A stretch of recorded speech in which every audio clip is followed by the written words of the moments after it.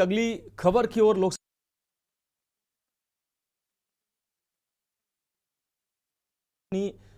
अगली बैठक जल्द करने वाला है। सूत्रों ने बताया है कि विपक्षी आईएनडीआईए गुट की प्रमुख समन्वय समिति और चुनाव रणनीति समिति की पहली बैठक 13 सितंबर को राष्ट्रीय क्रांति पार्टी प्रमुख और दिग्गज राजनीतिक नेता शरद पवार के नई दिल्ली स्थित आवास पर होने वाली है। हाल ही में मुंबई में 1 सितंबर को इंडिया गठबंधन दलों की तीसरी बैठक संपन्न हुई है। सूत्रों के अनुसार इस बैठक में आईएनडीआईए फ्रंट की पहली संयुक्त सार्वजनिक रैली की तारीख और स्थान पर 13 सितंबर को चर्चा होगी। 5 चुनावी राज्यों राजस्थान, छत्तीसगढ़, मध्य प्रदेश, तेलंगाना और मिजोरम में सीटों के बंटवारे और एक संयुक्त रणनीति पर भी चर्चा होगी। समिति में शामिल भारतीय, आपको बता दें, भाजपा महासचिव डी राजा ने न्यूज 18 से कहा कि अब तेलंगाना, छत्तीसगढ़, मध्य प्रदेश, राजस्थान में चुनाव होने जा रहे हैं। हम राज्य स्तर पर मुद्दों को हल करने में उनका कैसे मार्गदर्शन करें और मदद कैसे कर सकते हैं, यह एक अहम मुद्दा होगा।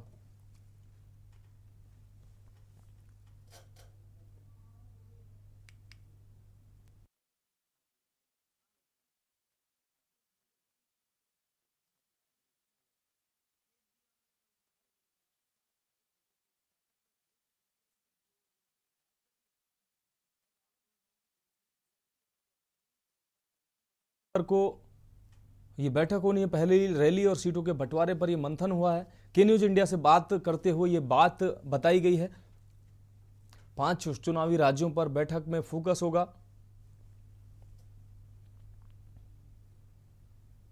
दिल्ली में शरद पवार के आवास पर यह बैठक होगी। सूत्रों के हवाले से खबर आ रही है। तो आईएनडीआईए गठबंधन के अंतिम रूप देना है। 5 राज्यों में जो चुनाव होने हैं उसमें सीटों के बंटवारे और तमाम समन्वय को लेकर ये बैठक होगी। राष्ट्रीय क्रांति पार्टी के अध्यक्ष के आवास पर, शरद पवार के आवास पर यह बैठक बताई जा रही है। दिल्ली में शरद पवार के आवास पर यह बैठक होगी। सूत्रों के हवाले से खबर है। तो आईएनडीआईए की यह बैठक 13 सितंबर को गठबंधन की अहम बैठक होगी। पहली रैली और सीटों के बंटवारे पर मंथन होगा और तमाम दलों के बीच में जो सहमति बनाने की कोशिश की जाएगी। लगातार ऐसे प्रयास किए जा रहे हैं। 5 चुनावी राज्यों को ध्यान में रखते हुए ये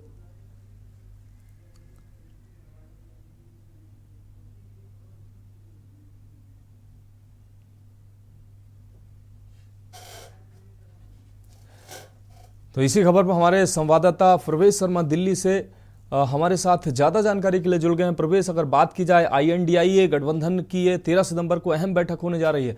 समन्वय और 5 राज्यों के चुनाव को ध्यान में रखकर यह बैठक हो सकती है। क्या कुछ अहम अपडेट है आपके पास?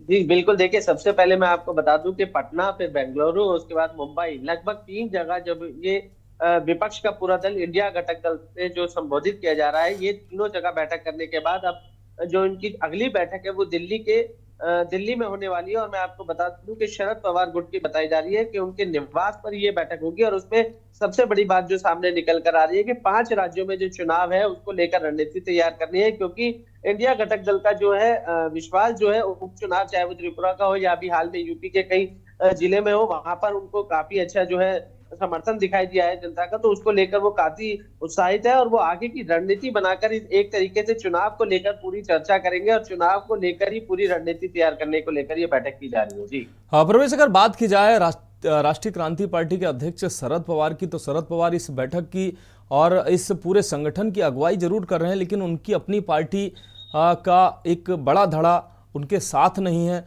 ऐसे में क्या वो अपनी पार्टी को भी इस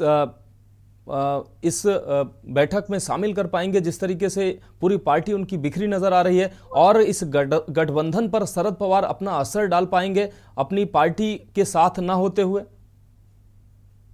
बिल्कुल, देखिए मैं आपको बता दूं कि जब से इंडिया घटक दल बना है तब से जो है ऐसी खबरें बार बार आ रही है कि कई कई बार हमने ये भी देखा है कि जो मीटिंग होती है या ये कहें बैठक होती है, उस बैठक में अपने ही नेता कई बार नाराज होते हैं, कई बार वो अपने मीटिंग को छोड़ के जाते हुए दिखाई दिए, चाहे वो अरविंद केजरीवाल हो दिल्ली के मुख्यमंत्री या बिहार के मुख्यमंत्री नीतीश कुमार हो। इसके अलावा खुद स्वयं जो घटक दल का जो है मैं ये कहूंगा अगुवाई करते हैं शरद पवार, उनकी पार्टी में भी इसमें कोई दोहराई नहीं है कि कई कई प्रकार की खबरें जो है वो सामने आ रही है, और कहीं ना कहीं ये समन्वय स्थापित करने के लिए ही जो है बार बार बैठकें की जा रही है, सबको जोड़ने की बैठक की जा रही है, और किसी भी प्रकार का अगर कोई मतभेद है उसको दूर करने के लिए बैठक हो रही है। और उसका मुख्य उद्देश्य एक ही है कि अब अभी 5 राज्यों में चुनाव होने हैं और उसके बाद लोकसभा का चुनाव की तैयारी करनी है, और अगर बीजेपी की और बात करें प्रधानमंत्री मोदी का विजय रथ रोकना है तो ये रणनीति बार बार तैयार करनी ही होगी। और विशेष तौर पर मैं बता दूं कि जब प्रधानमंत्री मोदी ने एक विशेष सत्र बुलाया है जिसको लेकर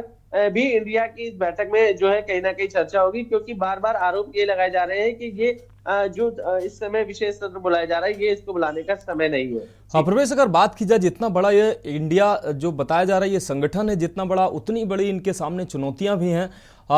जैसा कि कहावत होती है एक को मनाओ तो दूसरा रूठ जाता है। पिछले बैठक में जिस तरीके से ममता बनर्जी का खबरें सामने आई थी कि वो रूठ गई हैं, तो ऐसे में सबको एक साथ लेकर भाजपा जैसे बड़े संगठन को चुनौती देना इस संगठन के लिए कितनी बड़ी चुनौती होगी? जी बिल्कुल, देखिए बीजेपी का विजय रथ रोकने के लिए ये सब पूरा विपक्ष एकजुट हुआ है और अपना इंडिया नाम से संबोधित किया है। लेकिन सबसे बड़ी बात यही है कि बार बार हम देखते हैं कि कोई ना कोई छटपुट ये बात करें नाराजगी या लड़ाई झगड़े की खबरें जरूर सामने आ रही है। कई बार तो हमने ये देखा है कि अभी लोकसभा चुनाव आने वाला है, उसको लेकर प्रधानमंत्री का जो मुख्य चेहरा है विपक्ष के पास वो अभी तक क्लियर नहीं है। कभी कई बार खबरें आती है कि कांग्रेस से ही कोई किसी को चुना जाएगा, कभी आती है कि शिवसेना से चुना जाएगा, कभी आते हैं कि ममता बनर्जी। लेकिन कुल मिलाकर मैं एक बात तो स्पष्ट कर दूं कि अभी तक ये जो प्रधानमंत्री का चेहरा है वो विपक्ष के पास अभी क्लियर नहीं है। और उसी मंथन को लेकर कई बार सीटों के बंटवारे को लेकर बात करें, विशेष तौर पर सीटों के बंटवारे को लेकर भी नाराजगी सामने आती है कि इस राज्य में जो है हमारा वर्चस्व है, हमें सीटें ज्यादा मिलनी चाहिए। दूसरे राज्य की बात करें तो वहां पर दूसरी पार्टी करती है। लेकिन इस तरीके की जो ये छुटपुट बातें हैं ये जरूर सामने आ रही है, लेकिन जो समन्वय स्थापित करने के लिए विशेष तौर पर ये बैठक की जा रही है और बैठक का विशेष मुद्दे आने वाले चुनाव को लेकर ही समन्वय स्थापित करना है, ताकि अगर समन्वय स्थापित नहीं होगा तो ये दल बनाने का कोई फायदा नहीं होगा। जी हाँ प्रवेश, आखिरी सवाल हमारा, जिस तरीके से आईएनडी गठबंधन के बाद अभी उत्तर प्रदेश सहित कुछ राज्यों में कुछ सीटों को के उपचुनाव हुए हैं, उसमें आईएनडीआई गठबंधन को निश्चित रूप से एक संजीवनी मिलती नजर आ रही है। उत्तर प्रदेश की अगर बात की जाए, घोसी के उपचुनाव में समाजवादी पार्टी ने जीत हासिल की। कई और क्षेत्रीय छोटे चुनाव थे उनमें भी सपा ने बाजी मारी है। कई अन्य राज्यों में भी जो इंडिया गठबंधन के जो सदस्य हैं उनको सफलता हासिल हुई है। ऐसे में इन लोगों ने कहना भी शुरू कर दिया है कि हमारे गठबंधन की पहली परीक्षा पास हुई और संकेत अच्छे मिल रहे हैं। तो ये जो उपचुनाव के संकेत हैं ये खुशी मनाने वाली बात है या ये अभी कहानी बाकी है? जी देखिए, बिल्कुल सबसे पहले तो मैं बता दूं कि उपचुनाव की जीत ने कहीं ना कहीं पूरे विपक्ष के गठबंधन को जो है ऑक्सीजन देने का काम जरूर किया है, क्योंकि इस तरीके से जीत का होना उनको कहीं ना कहीं इस बात का आश्वासन जरूर देता है कि अगर जो है जनता ने जो है उपचुनाव में विश्वास दिलाया है तो वो अन्य राज्य के चुनाव और लोकसभा चुनाव में भी जो है इंडिया गठबंधन को पसंद करेगी। लेकिन सबसे बड़ी बात यह है कि जनता जनार्दन होती है और ये आने वाला समय ही तय करेगा।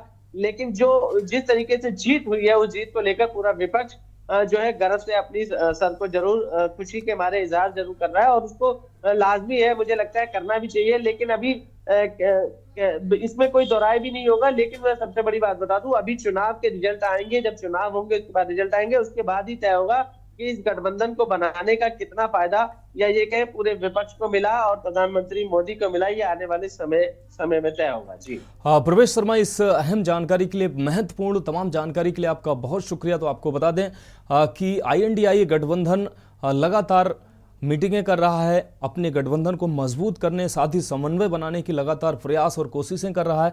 और अभी फिलहाल में हुए उपचुनाव से इस गठबंधन को संजीवनी भी मिलती नजर आ रही है। और कहने को निश्चित रूप से इनके पास एक वजह भी इनको मिली है कि इस गठबंधन के बाद इनको ये सफलता मिली है उपचुनाव में।